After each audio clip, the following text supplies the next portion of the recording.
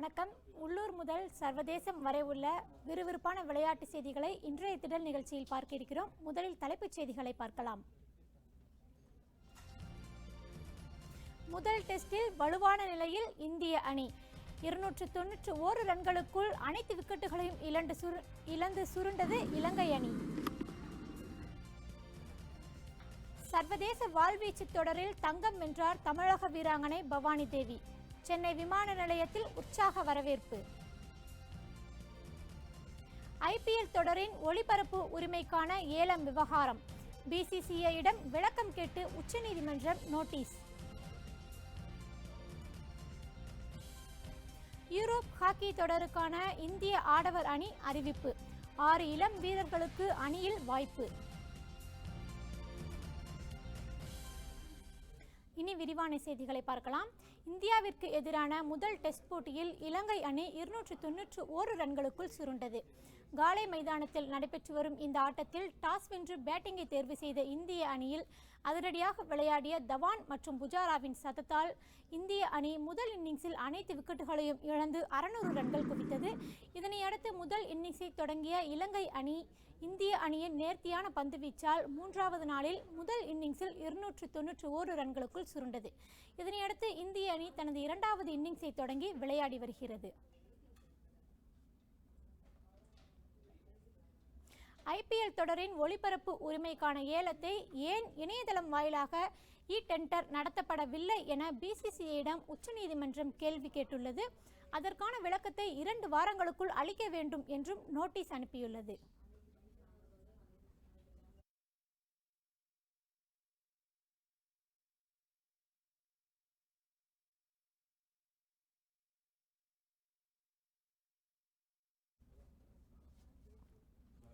TNPL cricket தொடரின் நேற்றைய league ஆட்டத்தில் மதுரை அணியை 43 ரன்கள் வித்தியாசத்தில் வீழ்த்தி காரைக்குடி அணி வெற்றி பெற்றது. திருநெல்வேலி சங்கர் நகர் மைதானத்தில் நடைபெற்ற 6வது லீக் ஆட்டத்தில் பத்ரிநாத் தலைமையிலான காரைக்குடி அணியும் அருண் கார்த்திக் தலைமையிலான மதுரை அணியும் பலப்பரீட்சை நடத்தின. டாஸ் வென்ற காரைக்குடி அணி முதலில் பேட்டிங்கை தேர்வு செய்தது. அதன்படி முதலில் களமிறங்கிய காரைக்குடி அணியில் தொடக்க வீரர்களில் அனிருத்தா 40 ரன்களும் விஷால் 65 ரன்களும் எடுத்து ஆட்டமிழந்தனர். அடுத்து வந்த கேப்டன் பத்ரிநாத் 12 ரன்களிலும் ஸ்ரீனிவாசன் 2 ரன்களிலும் வெளியேற ஷாஜகான் 3 சிக்ஸர் 2 பவுண்டரிகளுடன் 32 ரன்கள் சேர்த்தார். ராஜ்குமார் 15 ரன்கள் சேர்க்க 20 ஓவர்களுக்கு 5 விக்கெட்டை இழந்து காரைக்குடி அணி 185 ரன்கள் எடுத்தது. 186 ரன்களை இலக்காக கொண்டு களமிறங்கிய மதுரை அணியில் தொடக்க வீரராக களமிறங்கிய கேப்டன் அருண் கார்த்திக் 19 ரன்களில் ஆட்டமிழந்தார். அடுத்து வந்த வீரர்கள் காரைக்குடி அணியின் பந்து வீச்சால் அடுத்தடுத்து விக்கெட்டுகளை பறிகொடுத்தனர். அதிகபட்சமாக ஷாருக் கான் 39 ரன்கள் எடுத்தார். முடிவில் 20 ஓவரில் 9 விக்கெட்டுகளை இழந்த மதுரை அணி 142 ரன்கள் எடுத்தது. 43 ரன்கள் வித்தியாசத்தில் வெற்றி பெற்ற காரைக்குடி அணி தொடரில் முதல் வெற்றியை பதிவு செய்தது. 4 ஓவர்கள் வீசி 13 ரன்கள் மட்டுமே விட்டுக் கொடுத்து 3 விக்கெட்டுகள் வீழ்த்திய மதுரை வீரர் மோகன் பிரசாத் ஆட்ட நாயகனாக தேர்ந்தெடுக்கப்பட்டார். TNPL கிரிக்கெட் தொடரில் இன்று எந்தெந்த அணிகள் மோதுகின்றன என்பதை இப்போது பார்க்கலாம். இன்று நடைபெறவுள்ள 7வது லீக் ஆட்டத்தில் பாபா அபர்ஜித் தலைமையிலான திருவள்ளூர் அணியும் அஸ்வின் வெங்கட்ராமன் தலைமையிலான திண்டுக்கல் அணியும் மோத உள்ளன. இந்த ஆட்டம் திருநெல்வேலி சங்கர் நகர் மைதானத்தில் இன்று மாலை 7:15 மணிக்கு தொடங்குகிறது. இரு அணிகளை பொறுத்தவரையிலும் தொடக்க ஆட்டத்தில் தூத்துக்குடி அணியிடம் தோல்வியடைந்த திண்டுக்கல் அணி மதுரை அணிக்கு எதிரான 2வது லீக் ஆட்டத்தில் 10 விக்கெட்டுகள் வித்தியாசத்தில் அபார வெற்றி பெற்றது. இதனால் அந்த அணி அதே உற்சாகத்துடன் இன்றைய ஆட்டத்திலும் களம் காண உள்ளது. அதே சமயம் திருவள்ளூர் அணியை பொறுத்தவரை சேப்பாக் சூப்பர் கில்லிஸ் அணியுடனான ஆட்டத்தில் தோல்வியடைந்தது. ஆகையால் தொடரில் முதல் வெற்றியை பதிவு செய்யும் முனைப்பில் உள்ளது திருவள்ளூர் அணி. உலகக்கோப்பை கிரிக்கெட் தொடர் முடித்து நாடு திரும்பிய இந்திய வீராங்கனைகளுக்கு வாழ்த்து மழை பொழிந்து வரும் நிலையில் பிரதமர் மோடியை சந்தித்து வீராங்கனைகள் வாழ்த்து பெற்றனர். இங்கிலாந்தில் நடைபெற்ற மகளிர் உலகக்கோப்பை கிரிக்கெட் இறுதி ஆட்டத்தில் இந்திய அணி 9 ரன்கள் வித்தியாசத்தில் இங்கிலாந்திடம் தோல்வி கண்டு கோப்பையை வெல்லும் வாய்ப்பை தவறவிட்டது. தோல்வியை சந்தித்தாலும் கடுமையாக போராடிய இந்திய அணிக்கு பல்வேறு தரப்பினரும் பாராட்டு தெரிவித்தனர். இந்திய வீராங்கனைகளுக்கு வாழ்த்து மழை குவிந்து வருகிறது.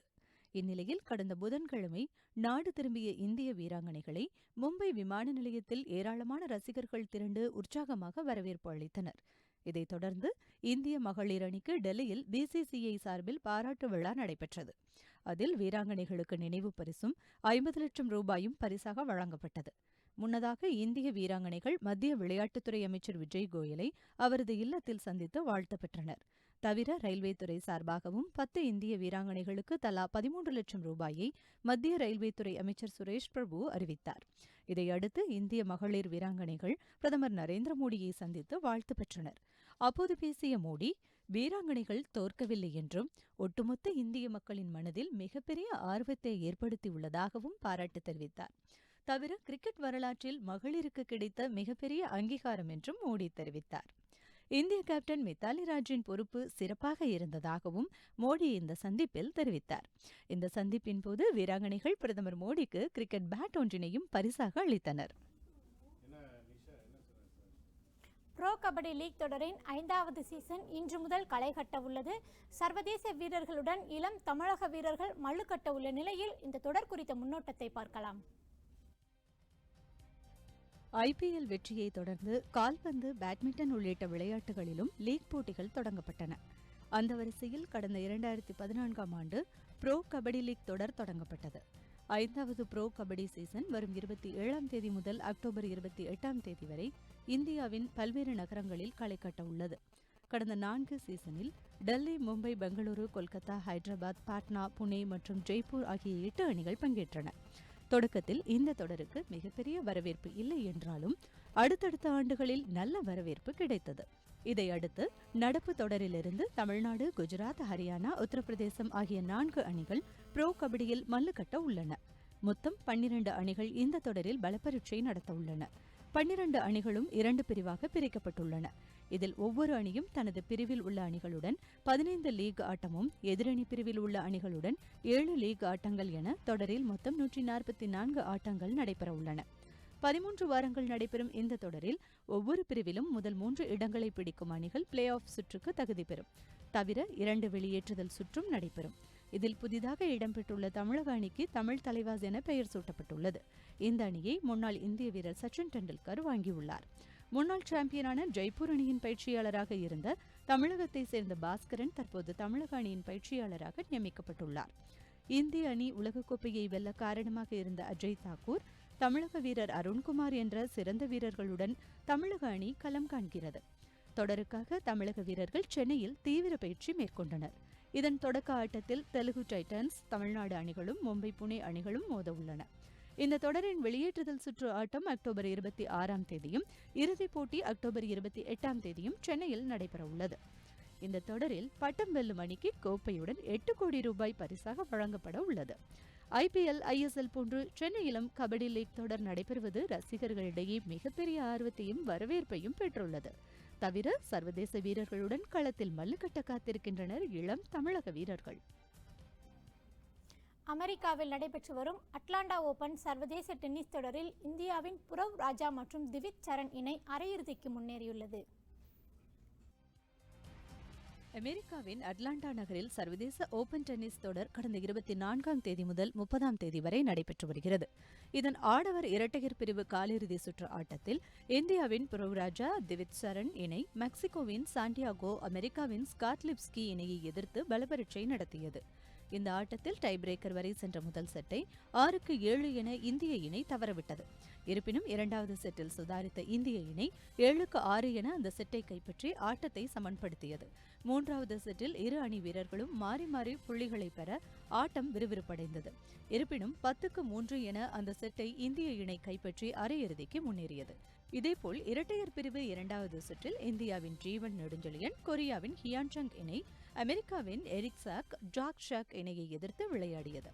இந்த ஆட்டத்தில் 6-3, 6-4 என்ற நேர் செட்டில் ஜீவன் நெடுஞ்செழியன் இணை வெற்றி பெற்று காலிறுதிக்கு முன்னேறியது.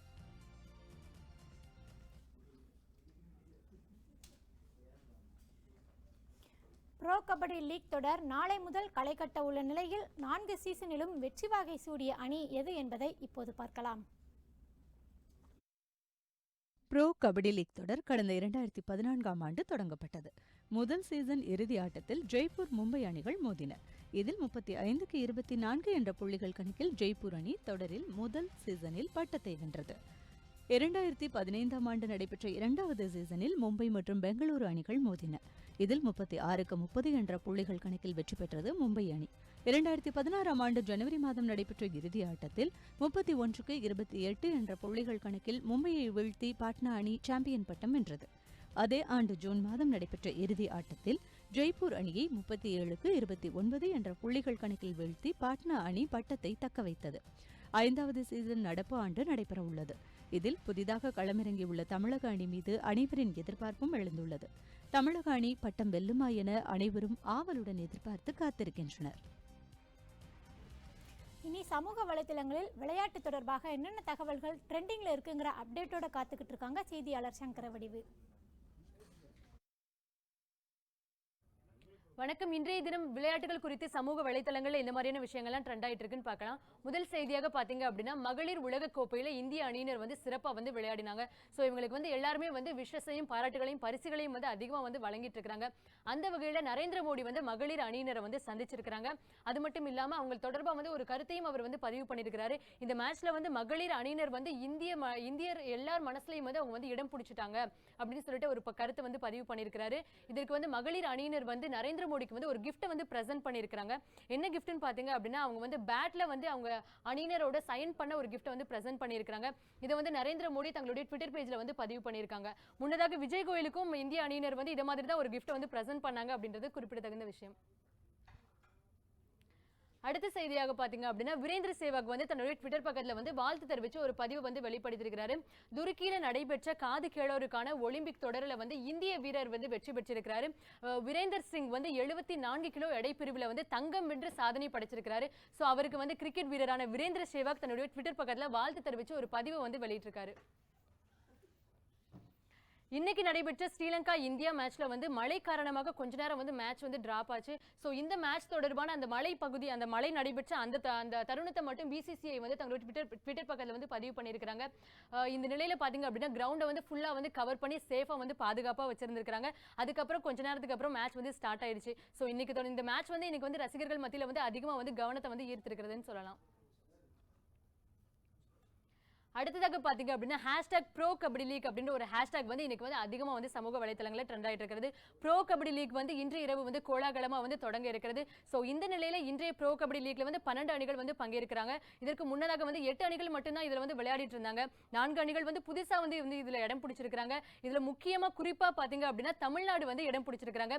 இன்றைய ஆட்டத்துல தமிழ் தலைவாசும் தெலுங்கு அணிகளும் மோத இருக்கிறாங்க. சோ தமிழ்நாடு அளவுல இந்த ஹேஷ்டாக் இன்னைக்கு ட்ரெண்டிங்ல இருந்துட்டு இருக்கு. PV சிந்துக்கு குரூப் 1 ஆபீசருக்கான விருது போஸ்ட்மேன் கொடுத்திருக்காங்க. இது ஆந்திர முதல்வரான சந்திரபாபு நாயுடு ஏற்கனவே வழங்குறதா அவர் அறிவிச்சிருந்தாங்க. ஒலிம்பிக்ல PV சிந்து வெண்கல பதக்கம் வென்றாங்க. சோ அதனை முன்னிட்டு அவங்களுக்கு துணை கலெக்டர் பதவி கிடைக்கப்படும் சொல்லிட்டு சந்திரபாபு நாயுடு ஏற்கனவே சொல்லியிருந்தாங்க. சோ அந்த ஆணைய பணி நியமனத்தை அவர் வழங்கியிருக்கிறாரு. இதற்கு PV சிந்து தங்களுடைய ட்விட்டர் பேஜ்ல சந்திரபாபு நாயுடுக்கு நன்றி தெரிவிச்சு ஒரு பதிவு வெளிப்படுத்தியிருக்காங்க. அது மட்டும் இல்லாம அவங்களுடைய எடுத்துக்கொண்ட ஒரு புகைப்படத்தையும் அவங்க வெளியிட்டிருக்காங்க. அடுத்த செய்தியாக பாத்தீங்க அப்படின்னா இன்னைக்கு கேரியோட பிறந்தநாள் தினம். இவர் ஒரு ஃபேமஸான ஸ்ரீலங்கன் பிளேயர். சோ இவருக்கு இன்னைக்கு ஹாப்பி பர்த்டேன்னு சொல்லிட்டு நிறைய பேர் சமூக வலைதளங்கள கருத்துக்களை பதிவு பண்ணிட்டு இருக்காங்க. இவர் பாத்தீங்க அப்படின்னா ஒரு ஆல்ரவுண்டர் பிளேயர். இதுவரைக்கும் 8032 ரன்கள் இவர் எடுத்திருக்கிறாரு. விக்கெட் பொறுத்த அளவுல 235 விக்கெட்டுகள் எடுத்திருக்கிறாரு. இவர் அவுட் ஆகாமலே 365 ஹையஸ்ட் ஸ்கோரா வச்சிட்டு இருந்திருக்காரு. சோ இவர் ஒரு ஆல்ரவுண்டர் பிளேயர் அப்படின்றது ஒரு குறிப்பிடத்தகுந்த விஷயமா இருந்துட்டு இருக்கிறது. இவர் குறித்த ஒரு புகைப்படங்கள் இன்னைக்கு சமூக வலைதளங்கள் அதிகமா ட்ரெண்ட் ஆயிட்டு இருக்கு. இன்னைக்கு சோஷியல் மீடியால இந்த மாதிரியான விஷயங்கள் தான் ட்ரெண்டிங்ல இருக்கு. நன்றி. சமூக வலைதள பதிவுகளுக்கு நன்றி சங்கரவடிவு. தொடர்ந்து செய்திகளை பார்க்கலாம். உலகக்கோப்பை வாள்வீச்சு தொடரில் தங்கம் வென்று இந்தியாவிற்கு புதிய பெருமையை தேடிக் கொடுத்து வரலாறு படைத்த தமிழக வீராங்கனை பவானி தேவி இன்று சென்னை வந்தார். சென்னை விமான நிலையத்தில் அவருக்கு உற்சாக வரவேற்பு அளிக்கப்பட்டது.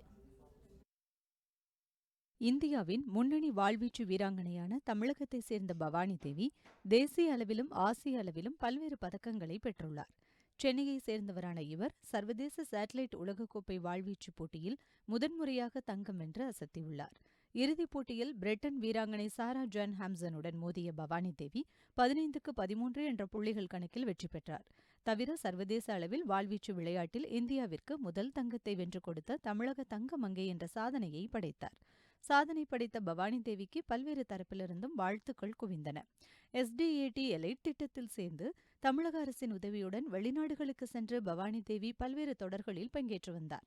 இந்நிலையில் உலகக்கோப்பை தொடர் முடித்து 2 மாதங்கள் வெளிநாட்டில் மற்ற போட்டிகளில் பங்கேற்று விளையாடினார். போட்டிகளை முடித்து நாடு திரும்பிய பவானி தேவிக்கு சென்னை விமான நிலையத்தில் உற்சாக வரவேற்பு அளிக்கப்பட்டது. SDAT வீராங்கனைகள் உள்ளிட்டோர் நேரில் வரவேற்றனர். தொடர்ந்து பல்வேறு போட்டிகளில் பங்கேற்று சாதனை படைத்த பவானி தேவி சர்வதேச அளவில் தனது தரவரிசையில் 81வது இடத்திலிருந்து 36வது இடத்திற்கு முன்னேறியுள்ளார். 14வது வயதில் வாழ்வீச்சு களத்தில் காலடி பதித்த பவானி தேவி சர்வதேச அளவில் தங்கம் வெல்ல 9 ஆண்டுகள் காத்திருந்தார். இவரைப் போல் மேலும் பல தமிழக தங்க மங்கைகள் உருவாக வேண்டும் என்பதே பவானி தேவியின் எதிர்பார்ப்பாக உள்ளது. வாள்வீச்சு போட்டியில் சர்வதேச அளவில் இந்தியாவிற்காக முதல் தங்கம் வென்றது அளவற்ற மகிழ்ச்சியை அளிப்பதாகவும் 2020ஆம் ஆண்டு ஒலிம்பிக் போட்டியில் தங்கம் வெல்வதே இலக்கு எனவும் தமிழக வாள்வீச்சு வீராங்கனை பவானி தேவி தெரிவித்துள்ளார். அவருடன் நமது செய்தியாளர் ராமகிருஷ்ணன் நடத்திய நேர்காணலை பார்க்கலாம். சர்வதேச அளவில் வாள்வீச்சு போட்டியில் இந்தியாவுக்காக முதலாக தங்கம் வென்ற தமிழக வீராங்கனை பவானி தேவி தற்போது நம்முடன் இணைந்துள்ளார். அவருடான சந்திப்பை தற்போது பார்க்கலாம். எப்படி இருந்துச்சு இந்தியாவுக்காக முதல் தங்கம் வாள்வீச்சு போட்டியில், அதுவும் சர்வதேச அளவில்? ஸோ அந்த காம்படிஷனில் வின் பண்ணுறப்ப அந்த காம்படிஷனில் நான் மட்டும்தான் இருந்தேன், என் கூட வேறு யாரும் இல்லை. ஸோ அந்த சந்தோஷம் வந்து அப்போ எனக்கு வந்து அந்தளவுக்கு தெரியல. பட் அதை வந்து நான் நியூஸாக எல்லாருக்கும் சொன்னதுக்கப்புறமா மற்றவங்களோட விஷஸும் இதுதான் ஃபஸ்ட் டைமுன்றது தான் எனக்கு கோல்டு மெடல் வாங்கினதை விட இந்தியாவுக்கு கிடைக்கிறது இதுதான் ஃபஸ்ட் டைமுன்றது தான் எனக்கு ரொம்ப சந்தோஷமாக இருந்தது. ஸோ அதை வந்து மற்றவங்க வந்து என்னை வாழ்த்து சொல்லும்போது அது ரொம்ப சந்தோஷமாக இருந்தது எனக்கு. தமிழக அரசின் எலைட் ஸ்கீம் கீழே தான் நீங்கள் வந்து ட்ரைனிங் ஆகி போயிருக்கீங்க. அந்த ஸ்கீம் பற்றி சொல்லுங்கள். அதுக்கப்புறம் அந்த ஸ்கீம் உங்களுக்கு எந்த அளவுக்கு ஹெல்ப்ஃபுல்லாக இருந்துச்சு? ஸோ அந்த ஸ்கீம் வந்து மெயினாக அவங்க ஒலிம்பிக் டார்கெட் வச்சு தான் அவங்க பண்ணுறது. ஸோ நான் என்னோடய எய்மும் ஒலிம்பிக் மெடல் வின் பண்ணோம் தான். ஸோ அந்த ஸ்கீமில் வந்து நான் சேரணும்னு நான் ட்ரை பண்ணேன். 2013 கிடைக்கல. ஸோ 2016 வந்து கிடைச்சது எனக்கு ரொம்ப சந்தோஷமாக இருந்தது. ஸோ அந்த ஸ்கீமில் வந்து பணத்தை வச்சு தான் நாங்கள் இன்டர்நேஷ்னல் காம்படிஷன்ஸ்க்கும் கேம்புக்கும் போயிட்டு என்னால் பர்ஃபார்மன்ஸ் இம்ப்ரூவ் பண்ண முடிஞ்சது. இந்தியாவில் பிற விளையாட்டுகளை போல அந்த வாள்வீச்சு அதாவது ஃபென்சிங்ன்ற போட்டிக்கு வந்து ரொம்ப முக்கியத்துவம் இல்லை. இதை நீங்கள் எப்படி பார்க்குறீங்க?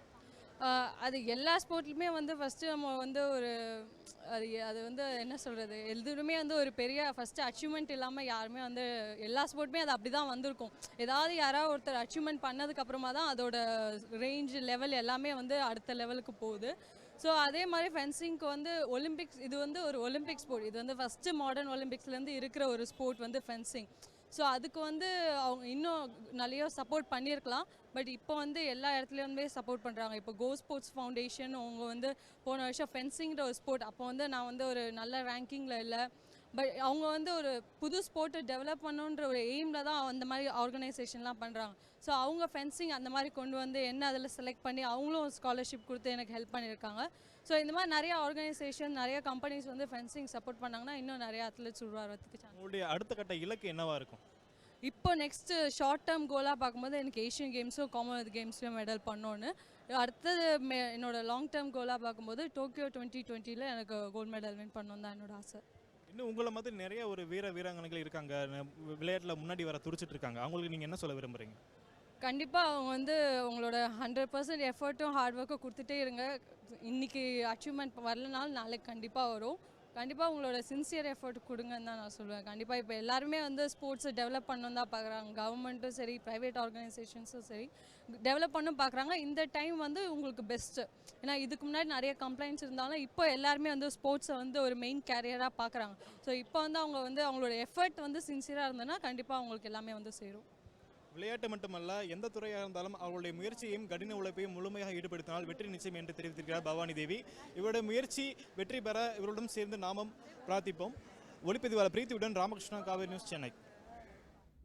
செக் குடியரசில் நடைபெற்று வரும் சர்வதேச குத்துச்சண்டை தொடரில் இந்திய வீரர்களான மனோஜ்குமார், சிவதாப்பா மற்றும் கௌரவ் பிதூரி ஆகியோர் இறுதிப் போட்டிக்கு முன்னேறியுள்ளனர். சர்வதேச குத்துச்சண்டை தொடரானது செக் குடியரசில் நடைபெற்று வருகிறது. இதன் 69 கிலோ எடைப்பிரிவு அரையிறுதியில் காமன்வெல்த் தொடரில் தங்கம் வென்ற இந்திய வீரர் மனோஜ்குமார் கிறிஸ்டியன் டெலின்ஸ்கியை எதிர்த்து பலப்பரீட்சை நடத்தினார். இதில் அபாரமாக விளையாடிய மனோஜ்குமார் வெற்றி பெற்று இறுதிப் போட்டிக்கு முன்னேறினார். இதேபோல் 91 கிலோ எடைப்பிரிவில் இந்திய வீரர் சதீஷ்குமார் செக் குடியரசு வீரர் ஆடமை எதிர்த்து விளையாடினார். இதில் சதீஷ்குமார் வெற்றி பெற்றார்.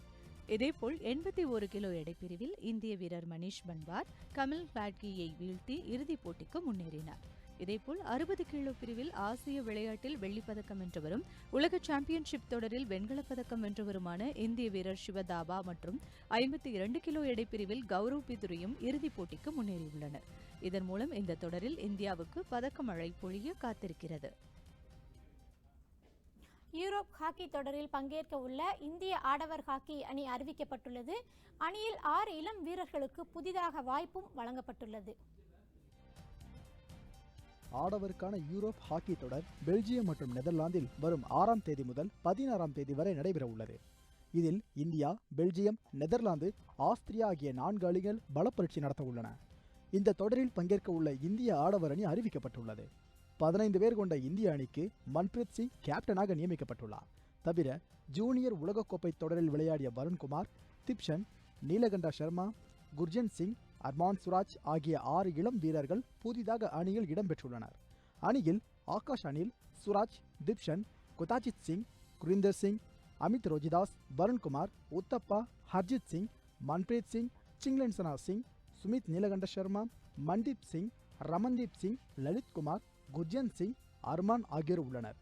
இதுகுறித்து பேசிய இந்திய பயிற்சியாளர் ரோலண்ட் ஆல்மான்ஸ், ஒலிம்பிக் தொடருக்கு இப்போதிலிருந்தே இளம் வீரர்களை ஊக்கப்படுத்தும் வகையில் இந்த தொடர் அமைவதாகவும் பெங்களூருவில் உள்ள சாய் அகாடமியில் தீவிர பயிற்சி மேற்கொண்டுள்ளதாகவும் தெரிவித்தார்.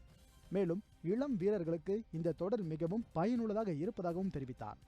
டிசம்பர் மாதம் ஒடிசாவில் நடைபெற உள்ள உலக ஹாக்கி லீக் இறுதிப் போட்டியில் பங்கேற்பதற்காக அனுபவ வீரர்களுக்கு ஓய்வளிக்கப்பட்டுள்ளது. இந்த தொடரில் பங்கேற்க இந்திய அணி ஆகஸ்ட் 5ஆம் தேதி புறப்பட உள்ளது. சர்வதேச செய்திகளை தொடர்ந்து தமிழகத்தின் பல்வேறு பகுதிகளில் நடைபெற்ற விளையாட்டு நிகழ்வுகளின் தொகுப்பை பார்க்கலாம்.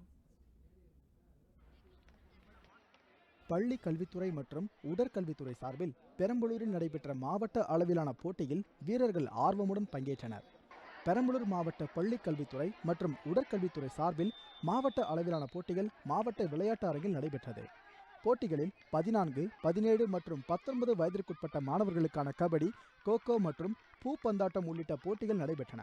குன்னம் மற்றும் பெரம்பலூர் குறுவட்ட விளையாட்டுப் போட்டியில் அரசு மற்றும் தனியார் பள்ளியைச் சேர்ந்த வெற்றி பெற்ற மாணவ மாணவிகள் பங்கேற்று விளையாடினர். இதேபோல் வேலூர் மாவட்டம் காட்பாடியில் தமிழக மின் உற்பத்தி மற்றும் பகிர்மான கழகத்தின் சார்பில் அனைத்து மண்டலங்களுக்கு இடையிலான தடகள போட்டிகள் நடைபெற்றன. இதனை காவல்துறை இயக்குனர் மகேந்திரன் துவக்கி வைத்தார். இந்த போட்டிகள் அடுத்த மாதம் 5ஆம் தேதி வரை நடைபெறுகின்றன.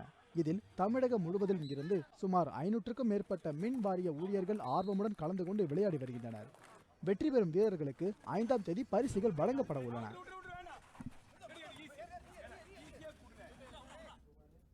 இத்துடன் இன்றைய திடல் நிகழ்ச்சி நிறைவடைகின்றது. மேலும் பல புதிய விளையாட்டு செய்திகளோடு சந்திக்கலாம். நாளைய திடலில் இணைந்திருங்கள் காவேரி நியூஸ் தொலைக்காட்சியுடன்.